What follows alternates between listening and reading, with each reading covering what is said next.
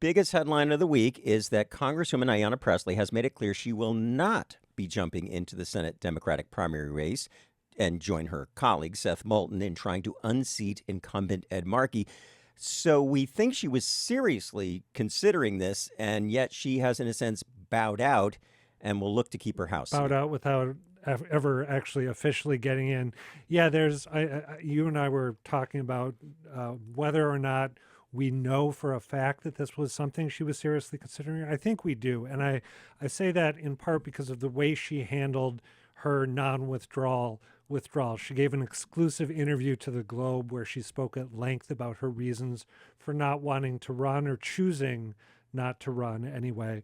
She put out a statement which did the same thing, and she made it clear that down the road she might actually be interested in running for a Senate seat by saying that in this moment it wasn't the right move for her. She cited wanting to spend time with her daughter, who is heading off to college next year.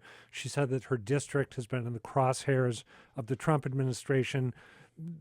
Those are two reasons that could lead you to think that there were additional reasons that went unnamed that led her to not make a run. One of which may have been the fact that when it comes to policy, she and Ed Markey tend to be pretty simpatico. Right. Another thing we were mentioning before we started is talking about this as a change election in trying to challenge Markey. Of course, Moulton's big change is he's old, I'm young. Right. But it's also about progressive wing versus more centrist wing? It's going to be. Or now it's that, going now to be that now, Ayanna Pressley which is what you're getting Yeah, to. there's Yes. two sort of theories of the race. One is that Ayanna Pressley choosing not to run is great for Ed Markey because they are both progressives. They would have split the progressive vote if she'd run, and Seth Moulton could have cruised on through with centrist Democrats and independents voting for him. That's one theory. The other theory, and that's the most popular one. The other theory, which I've heard from some political observers and from the Moulton campaign itself, is that this is going to be a change election.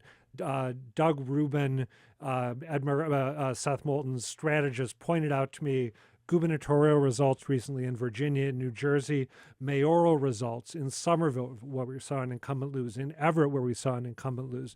He really thinks this is going to be all about change, and that, had Ayanna Pressley stayed in the race, you would have had two candidates offering change.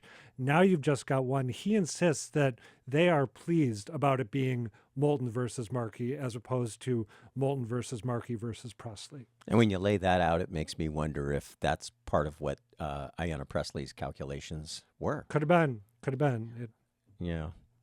So interesting. Yeah. And interesting to know that it gives us a glimpse perhaps into the future of this Senate seat when we take the very long view. Oh, yeah, absolutely. I mean, Ayanna Pressley, I am comfortable saying here that at some point Ayanna Pressley will be running for U.S. Senate. It's just a question of when. Okay.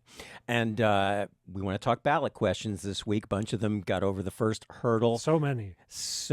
Yes, I know. We've been saying, and we talked to our State House reporter, Katie Lannon, about this. Really interesting. More than 40 this year, which is either a record or could be a record. And more than 40 initially floated, and Okay. it looks like 11 new ones Okay. are going to be garnering the 75,000 Got it. signatures, give or take, required to move on to the next stage of the process. Right. I believe 11 new ones plus a proposed repeal of a gun control law that Governor Maura Healey championed, and they gathered the signatures for that just immediately right after that law was passed. So we're looking at about a dozen, and I believe the previous record is 9. Right. So Yeah. we've got two records here, the amount of them that went in initially and the amount that got through. The amount that are coming out. Yep. Right. But you mentioned gun control. What else is sticking out to you in this list? There are two themes that I think are really interesting to keep tabs on. One is we've heard a ton about affordability as a political issue nationally. There are a couple ballot questions that get right at that, a few ballot questions that get right at that. For example, there's a proposal to make rent control mandatory across the state of Massachusetts. There are backers of rent control who just want a local option. This would go further. It would make it mandatory, cap annual rent increases at 5% or the rate of inflation, whichever was lower. There'd be exceptions made for owner-occupied buildings with 4 people with 4 units or less. Also for new construction of 10 years or less. So that's so that people keep on building. You don't want people to stop building housing. That's obviously a key part of the solution. So there's rent control, and there's a proposal to cut the state income tax from 5% to 4%. You're going to see the latter being championed by conservatives, the former being championed by at least some progressives, although Michelle Wu, who's one of the most vocal proponents of rent control, has said she's probably going to sit it out because, again, she wants a local option. She thinks you need to be able to fine-tune it for a particular city or town. But affordability is a theme. And there is also this theme of dissatisfaction with the way government works. Yes. There's a push to create primaries that are all party encompassing. So you'd have Democrats, Republicans, independents, representatives of third parties running all at the same time. The proponents of that think that it's going to kind of wake up a sclerotic legislature on Beacon Hill. That's their theory anyway. And you have Ayanna Pressley, the state auditor, who's been pushing to audit the legislature, championing a push to make public records law apply to the governor and the legislature. So continuing her big transparency push. That's another theme that I see. And boy, I mean, that's like a doubling down on a doubling down for her. And the resistance sure is. She has faced from House Speaker Ron Mariano and Senate President Karen Spilka. I don't remember where Governor Healy falls on this.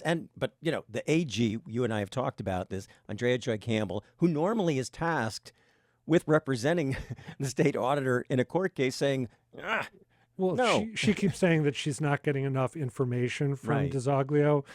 It is worth noting that, Pressley won the audit the legislature ballot question, Yes. and it still hasn't happened. If she wins this one, there's going to be a long legal fight because there's a Supreme Judicial Court precedent that's been cited by governors, the legislature, the courts, which they believe exempts them from public records law.